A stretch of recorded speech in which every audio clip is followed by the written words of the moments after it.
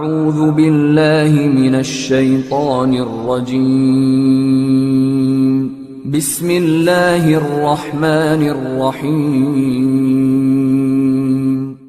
इस वीडियो को अपने दोस्तों के साथ जरूर शेयर कीजिएगा और इस वीडियो में कमेंट करके हमें लाजमी तौर पर बताइएगा कि आने वाले वक्त में आप किस तरह की वीडियोस देखना पसंद करते हैं। और अगर आपने अभी तक हमारा चैनल सब्सक्राइब नहीं किया तो फौरन सब्सक्राइब कीजिए, साथ ही बेल आइकॉन पर क्लिक करें ताकि मजीद आने वाली वीडियो जहां वक्तन फवक्तन आपके लिए इस चैनल पर अपलोड करते हैं वो आपको वक्त पर मिलती रहें और आप उनसे मुस्तफीद होते रहें। अगली वीडियो तक हमें दीजिए इजाजत, अपना ख्याल रखिएगा। अल्लाह हाफिज। अस्सलाम वालेकुम स्टूडेंट्स, हम लोग डिस्कस कर रहे थे unit number 5 forces and machines. उसका हमारा नंबर जो लेक्चर टॉपिक है वो 16 है। उसमें हमारे पास जो कंटेंट्स है वो है gravitational force, simple machines, lever and kinds of liver.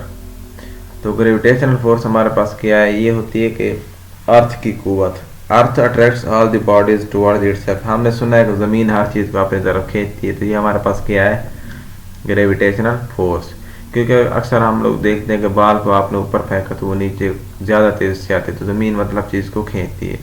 अगर दरख्त से सेब गिरा है, न्यूटन के 3 कवानीन बेस पे सेब गिरा है तो वो नीचे क्यों आता है, ऊपर क्यों नहीं जाता। नीचे इसलिए आता है क्योंकि अर्थ के सेंटर में मतलब एक मैग्नेट पाया जाता है जिस वजह से वो हर चीज़ को अपनी तरफ खींचती है। एग्जाम्पल में हम लोग देख सकते हैं बाल इस थ्रोन अपवर्ड, वही मिसाल है कि बाल को अगर हम ऊपर फेंकें तो वो नीचे क्यों आती है, नीचे तेज़ी से भी आती है, ये ग्रेविटेशनल फोर्स की वजह से। It is easy to go down stairs. आप सीढ़ियों से नीचे उतरते हैं, आपके लिए आसान, तो ऊपर चढ़ना मुश्किल होता है। क्यों आसान होता है नीचे उतरना, क्योंकि ग्रेविटी खींचती है नीचे चीज़ों को। A cricket ball thrown upward comes downward. आपने बाल को ऊपर फेंका है, वो नीचे तेज़ से आती है इस वजह से क्योंकि ग्रेविटी अपनी तरफ अट्रैक्ट करती है। An apple or orange from a tree always fall downward. कोई भी फ्रूट है वो नीचे ज़मीन पे क्यों गिरता है, क्योंकि ज़मीन अपनी तरफ खींचती है। ये देख सकते हैं आप लोग, ये सेब गिर रहा है, ये देख सकते हैं ग्रेविटेशनल। ज़मीन मतलब गोल है हमारे पास और हर चीज़ को अपनी तरफ खींचती है। Gravitational force not only exist between the earth and other body but also exist between all the objects around us. हमारे इर्द गिर्द जितने भी ऑब्जेक्ट्स हैं हर में एक ग्रेविटेशनल फोर्स पाई जाती है। It depends upon the mass of the objects and the distance between their centre. ये किस चीज़ पर डिपेंड करती है कि उसका मास कितना है, कितना वो बड़ा ऑब्जेक्ट है, और उसका फासला कितना है सेंटर से। The greater the mass of an object the greater will be the gravitational force. जितना बड़ा उसका मास होगा उतनी ज़्यादा वो तेज से नीचे आएगा। मतलब आप एक छोटी बाल ऊपर फेंकते हो, ज़्यादा ऊपर जाएगी और आसानी से मतलब आराम से नीचे जाएगी। अगर आपने एक बड़ा ऑब्जेक्ट, बाल थोड़ी बड़ी है, वो ऊपर फेंक दी तो इतनी ज़्यादा ऊपर नहीं जाएगी लेकिन नीचे तेज से आएगी। The larger the distance between the इंटर्स of the object centre of the object smaller will be the gravitational force. अगर उसका डिस्टेंस ज़्यादा है सेंटर से तो उसकी ग्रेविटेशनल फोर्स कम होगी। Gravitational force between small object is too small to be notice. Small object के दरमियान ग्रेविटेशनल फोर्स बहुत ही कम होती है। It can easily be absorbed with massive objects such as the sun, the earth and the other planets. जो बड़े objects होते हैं उनके दरमियान ग्रेविटेशनल फोर्स ज़्यादा है। Gravitational force of the sun pulls the earth and other planets to orbit around it. जो sun की मतलब अर्थ की ग्रेविटेशनल फोर्स है, सन की हमारे पास, वो क्या करती है, अर्थ और अदर प्लैनेट्स को अपनी तरफ खींचती है कि वो उसके इर्द गिर्द मूव करें। It is the gravitational force of the earth that hold us on the surface of the earth and stops us floating away into the space. ये ग्रेविटेशनल फोर्स है जिसकी वजह से हम ज़मीन पे मतलब स्टेबल रहते हैं, क्योंकि अगर ये ना होती तो हम लोग स्पेस में चले जाते। Keep the moon revolving around the earth. चाँद ज़मीन के इर्द गिर्द क्यों घूम रहा है, क्योंकि ग्रेविटेशनल फोर्स है। Make rain fall on the earth. ज़मीन पे बारिश इस वजह से होती है ग्रेविटेशनल फोर्स की वजह से। Makes the rivers flow down stream. दरियाओं को बहने में हेल्प देती है। अब हमारे पास लीवर क्या है। Lever is a simple machine which turn about fix point. ये हमारे पास एक ऐसी मशीन है जो सिर्फ एक अपने पॉइंट के इर्द गिर्द घूमती है। When a force is applied at one and where it turns about the fixed point to lift the load at the other end। आपने लीवर देखा होगा, मतलब ये कि हम इसको एक जगह से दबाते हैं एक एंड से, तो दूसरे एंड से ये क्या करता है, किसी चीज़ को उठाता है। गाड़ियों में ये लीवर होता है, मतलब ये कि अगर आप उसको दबाए तो वो दूसरी चीज़ को उठाता है। ये देखने लीवर ये इसमें हमारे पास फलक्रम है, फलक्रम वो पॉइंट होता है जहाँ से लीवर घूमता है, ये लोड है, ये हमारे पास एफर्ट है।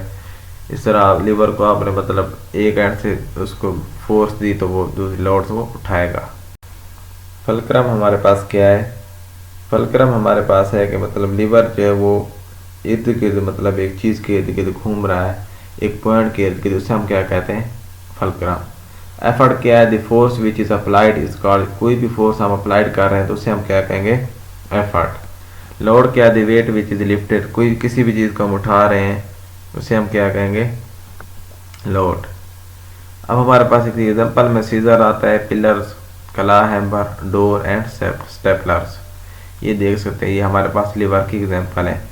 अब ये जो हैमर है इस कील को निकालने के लिए इस्तेमाल करते हैं, ये हमारे पास लोड हो गया, यहाँ पे हमने फोर्स लगा, ये एफर्ट हो गया, और ये फलक्रम हो गया जहाँ से उसने टर्न किया। इस तरह सीजर आप देख सकते हैं, ये एफर्ट हो गया जहाँ से हमने लगाया, ये लोड हो गया, और ये फलक्रम सेंटर जो पॉइंट है।